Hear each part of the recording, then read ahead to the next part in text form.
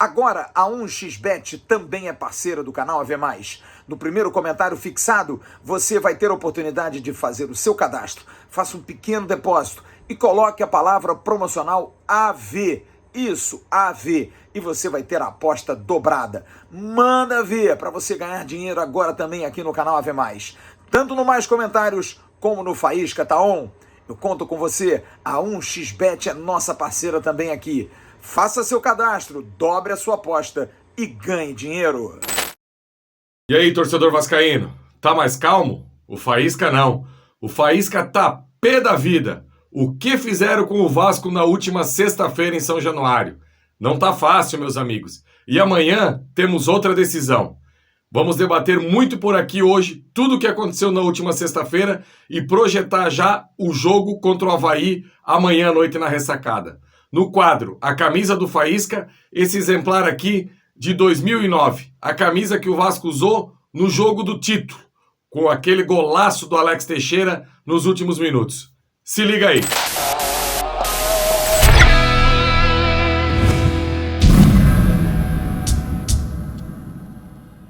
Depois de tudo que aconteceu na última sexta-feira em São Januário, não tem como não pegar o comentário de hoje e dividir em dois momentos. Primeiro, aquilo que eu gosto de falar, que é a parte técnica, a parte tática, o modelo, o esquema, o que o Vasco tem a evoluir e o que o Vasco precisa manter para os próximos jogos. E a gente pôde observar na última sexta-feira que o Daniel Amorim não pode ficar tanto tempo sem participar da partida, principalmente em jogos que as equipes vêm tão fechadas como foi o caso do Brasil de Pelotas. Depois mesmo que o Brasil conseguiu a vantagem, que saiu na frente vencendo por 1-0, fez uma linha de 5, depois mais uma linha de 4 e apenas um atacante. E é nesses momentos que o Lisca precisa colocar sim o Daniel Amorim para jogar. Eu até acho que ele demora muito para fazer isso no jogo de sexta-feira. E outra polêmica que eu vejo muito nas redes sociais é quanto ao não aproveitamento do Cano, que a partir de agora é para o Daniel Amorim ser titular. A pergunta que eu faço é o seguinte: qual é o cartório que está escrito, qual é o documento que diz que para jogar o Daniel Amorim precisa sair o Cano? Por que os dois não podem fazer parte dessa equipe do Vasco eventualmente? Não vejo a necessidade de toda hora que entra o Daniel Amorim sair o Cano. Eu sei que o momento do Cano não está legal, há uma seca de gols, isso está mexendo com ele, é nítido. Tanto que no lance do gol, logo que sai o pênalti ele já corre, já busca a bola, já quer bater, porque existe uma ansiedade, ele nunca ficou tanto tempo sem fazer gols. E isso acaba atrapalhando. Agora, uma equipe com tão poucos recursos técnicos como é essa do Vasco na Série B, abrir mão de um jogador igual o Cano, não acho legal. Isso não quer dizer que eventualmente ele não possa sair da partida. Claro que pode sair. Não existe nesse elenco do Vasco jogador insubstituível. Os números dizem que o jogador mais importante até agora é o Castan, mas assim mesmo nem ele é insubstituível nessa zaga do Vasco. Precisamos sim arranjar uma maneira, e isso é a tarefa do Lisca, de colocar em determinados momentos Daniel Amorim e Cano para jogar. E muitos me perguntam, hoje nas redes sociais, quando eu falei dessa possibilidade de jogar os dois, quem deveria sair dessa equipe do Vasco? Se deveria ser um dos pontas? Eu particularmente acredito que como o Léo Matos faz essa função de terceiro zagueiro, praticamente não apoia mais, o Vasco pode perfeitamente jogar com um volante só. Até porque na hora de defender, defende com duas linhas de 4 e deixa lá na frente o Cano e o Daniel Amorim só fechando essa linha de passe, não deixando o zagueiro da equipe adversária articular, não deixar esse passe entrar por dentro. Então eu vejo que perfeitamente o Daniel Amorim pode jogar junto com o Cano. Até porque o Daniel Amorim passa longe de ser um jogador que quando sai da área não sabe o que fazer. Na última sexta-feira mesmo, ele deu uma arrastada, bateu com a perna esquerda, tem velocidade, não é um jogador lento. Geralmente esse jogador com mais de 1,90 m tem dificuldade. O Daniel Amorim não tem dificuldade. E ele pode sim revezar com o Cano, sair da área, fazer tabelas. Eu vejo que não precisa ter essa ânsia de sacar o Cano da equipe do Vasco. O que precisa sim é o Lisca trabalhar uma variação para daqui a pouco o Vasco possa jogar com esses dois jogadores. Outra coisa que precisa mudar para o jogo de amanhã é parar com essa história de toda hora o Zeca vir para o meio e ser praticamente um volante. Por quê? O lado esquerdo do Vasco fica muito pouco povoado. Porque na última sexta-feira o que a gente observou? O Andrei veio para o lado direito, ficou ali auxiliando o Léo Matos, o Caio Lopes mais centralizado e o Zeca ao seu lado. E saída pelo lado esquerdo inexistia. E isso acaba interferindo muito no jogo do Jabá. Porque ele começa a ficar sozinho, fica impaciente, até tenta vir buscar a bola ali atrás. Em alguns momentos eu vi até o Marquinhos Gabriel tentando vir ali pro lado esquerdo, mas não é a deles. Primeiro, o Marquinhos Gabriel não tem essa força para vir aqui da lateral esquerda, buscar essa bola e levá-la na frente. E o Jabá, toda hora com o pé trocado, também não tá legal. Eu até acredito que amanhã, pela entrevista do Lisca, quem sabe o Morato seja titular ali pelo lado esquerdo. E isso vai acabar melhorando para o Cano. Porque se você coloca o Jabá pelo lado direito e o Morato pelo lado esquerdo, a gente, na teoria, pode ter mais profundidade e fazer com que essa bola chegue mais no Cano. Porque ele tem muita dificuldade para chegar. Então eu vejo que esses ajustes precisam fazer. Eventualmente, arrumar uma maneira de colocar Daniel Amorim e Cano dentro de campo, e principalmente nessa linha ofensiva, colocar destro na direita e canhoto na esquerda. Isso não quer dizer que precisa ser fixo. Pode mudar durante a partida. A partir da hora que você para de levar vantagem, inverte, até para confundir o adversário. O que não dá é como foi na última sexta-feira, o PEC ficar 45 minutos do lado direito. Levou vantagem em uma jogada só, numa tabela que entrou por dentro com o Marquinhos Gabriel, e o Léo Jabá, 45 minutos pelo lado esquerdo, não levou vantagem em nenhuma bola. Então, você tem dois jogadores que em 45 minutos criam uma chance de gol, é muito pouco. Eu vejo que pode haver, durante a partida, esse rodízio. Troca, às vezes joga na direita, às vezes joga na esquerda, e isso vai acabar facilitando e muito para a equipe do Vasco no jogo de amanhã contra o Avaí. Agora, torcedor, tem algo que não dá para deixar de falar aqui, que é a questão do VAR. O VAR era uma ferramenta e eu era muito favorável ao VAR. Porque quantas partidas, quantos títulos já foram invertidos na história do futebol, e o vascaíno lembra muito bem do Carioca de 2014, aquele gol absurdo do Márcio Araújo, que naquela época, se houvesse o VAR, o Vasco era campeão carioca e não teria um jejum tão grande contra o rival como tem hoje. Inclusive tivemos que ouvir até entrevistas do tipo roubado é mais gostoso, nesses capítulos deprimentes que o futebol apresenta pra gente. Agora, ano passado, no Brasileiro de 2020, o Vasco caiu por 1 ponto.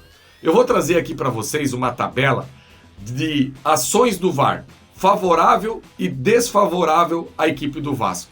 Em 17 oportunidades, o VAR foi acionado para mudar alguma decisão que, entre aspas, prejudica o Vasco. Então, como você pode observar aí nessa tabela, são dois opostos, não dá para entender. Será que tudo isso é coincidência?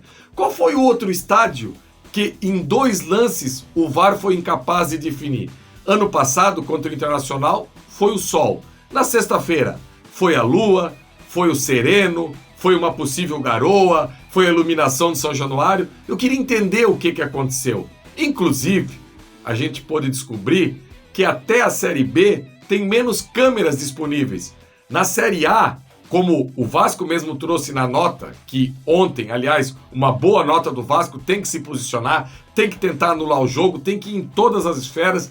Ah, não adianta, tem que fazer, tem que berrar, tem que gritar, porque da maneira que tá, ninguém mais aguenta.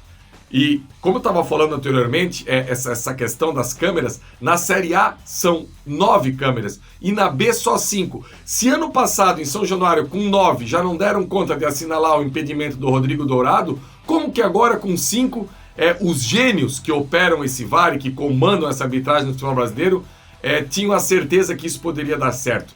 Um lance simples, um lance fácil, porque hoje o melhor emprego do mundo é Bandeira. Qualquer lance o Bandeira levanta, espera o VAR. E foi o que fez o Bandeira na última sexta-feira à noite. Com certeza ele não estava nem prestando atenção. Aí eu pergunto, ano passado o Vasco caiu por 1 ponto. E esse ano, se acontecer do Vasco não subir por 1 ponto, alguém vai ressarcir o Vasco por esse prejuízo? Já foram 100 milhões esse ano pelo ralo. Será que novamente o Vasco vai perder? E aqui eu não estou eximindo a parte técnica. Só que quando a gente fala da arbitragem é porque a gente tem muita certeza do que aconteceu. Eu vi muitos torcedores, por que o Vasco não atropelou essa equipe do Brasil de Pelotas, não colocou 4-5? Eu quero saber quem atropelou o Brasil de Pelotas nessa Série B.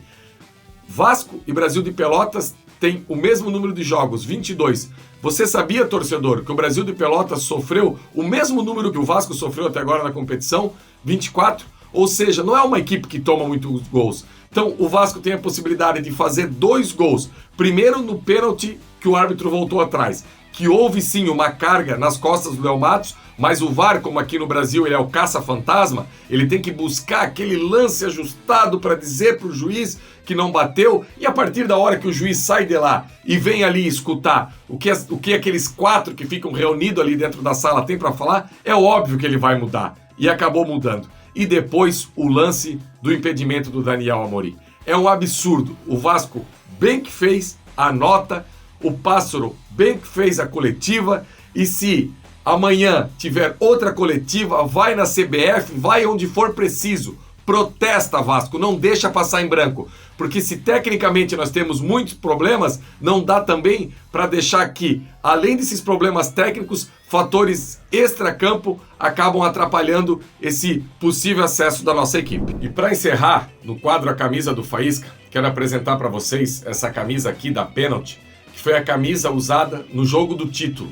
Vasco 2, América de Natal 1. Um Maracanã lotado, um jogo de festa, um jogo que foi difícil. O Vasco acabou saindo perdendo por 1-0, teve a oportunidade de diminuir no segundo tempo com o Elton, perdeu um pênalti, depois outro pênalti para o Vasco. O Carlos Alberto até então era o cobrador, mas o Elton queria a artilharia da competição, pegou a bola novamente, bateu, fez 1-1 e no final o Alex Teixeira com um golaço colocou o Vasco na frente 2-1 e garantiu o título da Série B.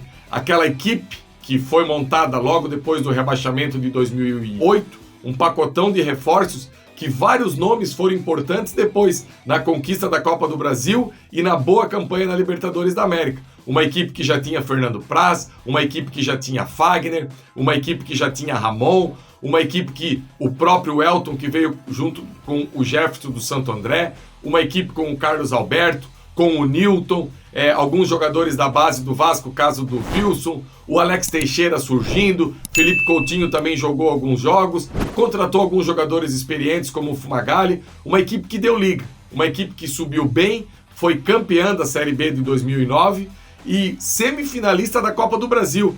Perdeu a semifinal para o Corinthians do Ronaldo. Quem não lembra daquele pênalti em cima do Elton, lá no Pacaembu? Aliás, hoje o Faísca tá cheio de lances de arbitragem, né? Um pênalti clamoroso que não foi assinalado em cima do Elton no jogo de volta. No jogo da ida no Maracanã, 1-1, gol do Pimpão, e depois o Vasco lá no Pacaembu acabou não conseguindo a classificação. É isso aí, galera. Seguimos, amanhã tem jogo contra o Avaí. Deem uma moral aí, deixem seu like. Sigam aí nas redes sociais, Jean Faísca 1, no Twitter, no Instagram. Tamo junto e continuamos nessa batalha rumo ao acesso.